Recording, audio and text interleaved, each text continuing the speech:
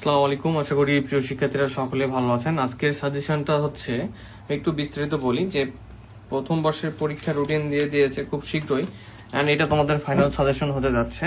তো বলে নেই যাদের রেগুলার নিউ যারা ফার্স্ট মানে প্রথম পরীক্ষা দিচ্ছে 24-25 সেশন তাদের জন্য, এবং 2 নাম্বার যারা ইমপ্রুভ দিবা ক্যালকুলাস 1 তাদের জন্য এই সাজেশনটা কাজে লাগবে।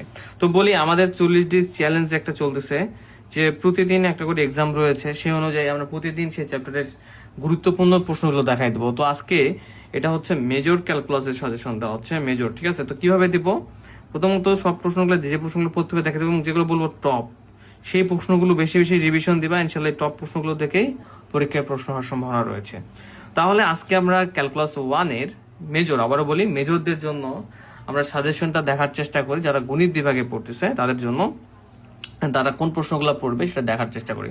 অ্যান্ড যারা পেইড ক্লাস করতে চাও 01767351308 নাম্বার হোয়াটসঅ্যাপে নক দিয়ে আমাদের পেইড ক্লাস করতে পারো এবং 40 ডেজ চ্যালেঞ্জে এক্সেস নিতে পারো। তো দেখা যাক ক্যালকুলাস 1 এর চ্যাপ্টার 1 হচ্ছে আমাদের কি, চ্যাপ্টার 1 হচ্ছে ফাংশন 1 এ। তো ফাংশন থেকে যে প্রশ্নগুলো তোমাদের পড়তে হবে সেগুলো একটু দেখানোর চেষ্টা করি। ওকে, চ্যাপ্টার 1 এ কি, 1 এ হচ্ছে ফাংশন, অ্যান্ড ফাংশন থেকে যে প্রশ্নগুলো পড়তে হবে দেখা যাক আমরা কোনগুলো প্রশ্নগুলো পড়বো।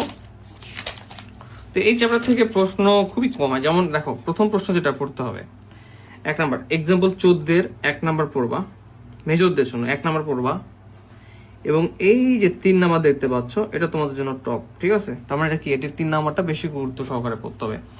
1-3 এক্সাম্পল 14, ঠিক আছে? খুব বেশি প্রশ্নের প্রিপারেশন নিতে যাবো না, আমরা প্রতিদিনের যে চ্যাপ্টার ওয়াইজ তোমরা চ্যাপ্টার ওয়াইজ ক্লাস শেষ করবা এবং সেই অনুযায়ী এই সাজেশনটা ফলো করে পড়ার চেষ্টা করবা, ইনশাআল্লাহ ভালো কিছু হবে। এখানে দেখো এক্সাম্পল 18 শুধুমাত্র এখানে করবা 3 নাম্বারটা এবং 4 নাম্বারটা। 4 নাম্বারটা তোমাদের জন্য টপ, ঠিক আছে? 4 নাম্বারটা মোস্ট ইম্পর্টেন্ট।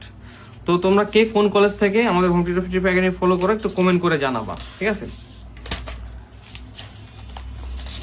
1A থেকে আর দিব না, 1A থেকে এই কয়টা প্রশ্ন পড়লেই হবে। তবে দেখো একটা ব্যাপার রয়েছে যে একই ধরনের যদি প্রশ্ন আসে, যেমন ধরো এই যে ডোমেনের নির্ণয়, হয়তো সমীকরণ চেঞ্জ করে দিচ্ছে, সেক্ষেত্রে কিন্তু তোমাকে পারতে হবে। সমীকরণ যদি চেঞ্জ করে দেয়, বুঝতে পারছো?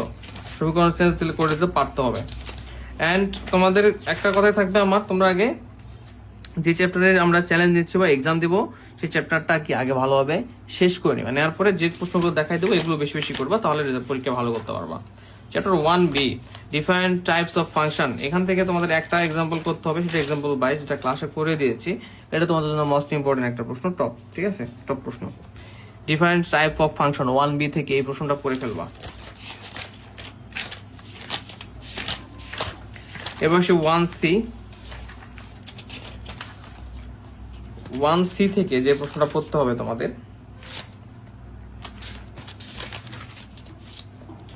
এক্সাম্পল 12, এটা একটা টপ প্রশ্ন, খুব গুরুত্বপূর্ণ। Example 12 most important. ওকে, এই 1C থেকে প্রশ্ন হওয়ার সম্ভাবনা বেশি থাকে, ঠিক আছে? এক্সাম্পল 13 টপ প্রশ্ন, এটা করতে হবে মোস্ট খুব ভালোভাবে। এক্সাম্পল 14 দেখবা, মেজর গণিতের সাজেশন দিচ্ছি। এক্সাম্পল 16 দেখবা, টপ প্রশ্ন এটা, এক্সাম্পল 16।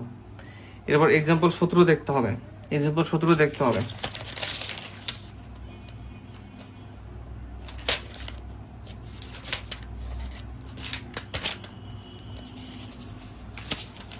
নাই আর প্রশ্ন নেই। এই কয়টা দেখলে এখান থেকে যদি এই চ্যাপ্টার 1 থেকে যদি প্রশ্ন হয় তাহলে এই কয়টা প্রশ্ন দেখলে তোমরা ইনশাল্লাহ পরীক্ষায় কমন পাবা, ঠিক আছে? দেখো প্রশ্ন কিন্তু খুবই কমাই দেওয়া হলো, আগে যেটা বড় সাজেশন ছিল সেটা থেকে কমাই দেওয়া যায়, কিন্তু চ্যাপ্টারটা তোমরা আগে ভালোভাবে শেষ করবে, এটা তোমাদের দায়িত্ব।